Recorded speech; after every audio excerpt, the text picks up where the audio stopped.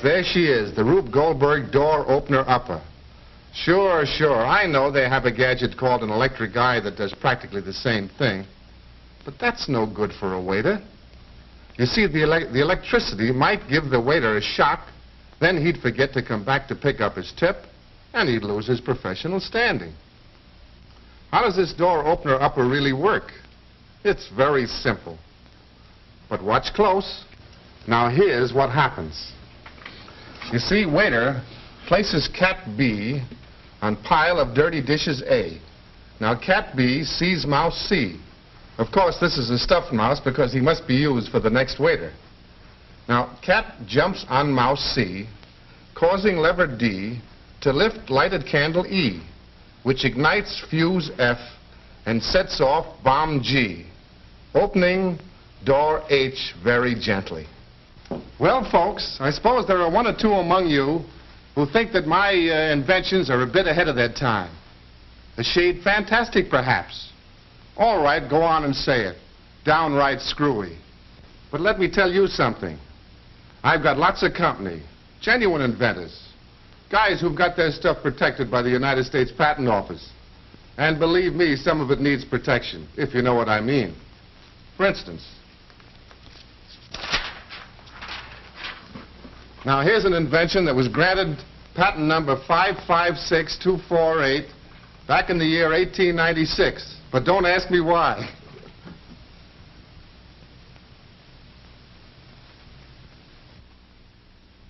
This little nifty is a labor-saving device if there ever was one. It's an automatic hat tipper for the lazy Lothario. Fitted snugly inside of this deluxe derby, that is, in addition to the wearer's slightly addled head, is a conglomeration of wheels, cogs, gears, ratchets, counterweights, strings, and pulleys, which gallantly doffs the chapeau whenever a young heiress passes by. Well, anyway, this is just one example of the many queer devices that have actually been patented. And here's a copy of the patent to prove it. Oh. There are literally hundreds of such patents on file in the United States Patent Office. The inventors were all perfectly serious. They really believed that their inventions would make things easier for us and our lives pleasanter and safer. But by far the most persistent dream of inventors has been to get something for nothing. That is, to create a machine that will start itself, overcome all friction, and still have enough power left to do useful work. In short, perpetual motion machines. Now here's a typical example of what I mean. A famous old standby. Of course, you all know that when something is dipped underwater, it seems to lose weight. So this particular perpetual motion machine is designed to have some of the weights in water and some of them out of water at all times. It's all very simple. And so are you if you think it'll work. But confidentially, I've got one that will work. And if you'll excuse me for a few minutes, I'll show you. No, Mr. Goldberg, not even your genius is equal to that task. In fact, the United States Patent Office will no longer grant a patent for the design of a perpetual motion machine because the experts in that office know that you can't get something for nothing. That you can't get power out of an engine without paying for it in fuel. Fortunately for us, however, man has discovered a virtually unlimited source of power. He has paid for that power by years of painstaking research and experimentation. That source of power is gasoline, the chief product of the petroleum industry. Gasoline, in fact, is the greatest single source of power in the world today. And the automobile engine is by far the greatest user of gasoline's power. Here's a device that looks like a cross between a trench mortar and an automobile engine. It's just the thing to illustrate the principles of getting power from gasoline. Liquid gasoline contains the power all right, but unaided it can't release the force it holds. When a light is applied to it, Liquid gasoline burns as innocently as a wax candle. This proves what we all know. Gasoline has to be mixed with plenty of air to release its power. Then gasoline has more force than an equal amount of gunpowder.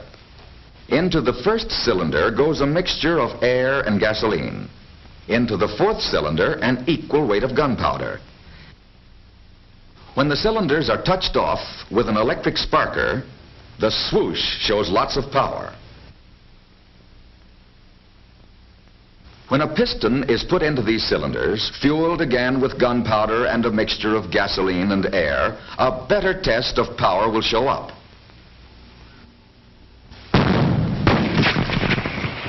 The gunpowder has the better of it here, but the gasoline hasn't taken off its wraps. Gasoline does its best work when it's under pressure. In the cylinder, fueled with the mixture of air and gasoline, the piston is pressed down until the mixture is under high pressure. It is clear that the highest pressure kicks the piston the farthest, develops more power. One method of obtaining this added pressure in the automobile engine was to increase the piston stroke.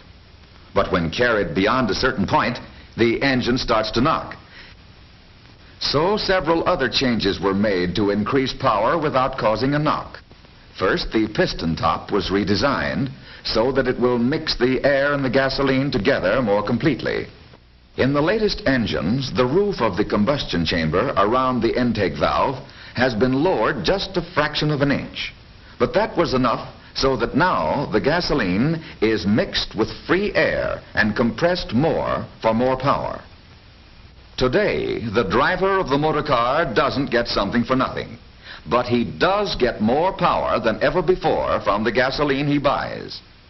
Our available supplies of fuel now do more work with increasing efficiency and economy.